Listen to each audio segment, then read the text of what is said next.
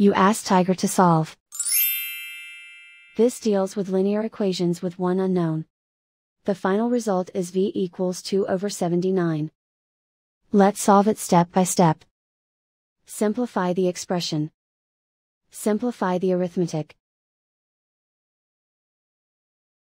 Group all constants on the right side of the equation. Subtract 2 from both sides. Simplify the arithmetic.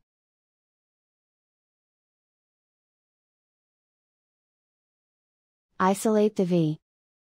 Divide both sides by -79.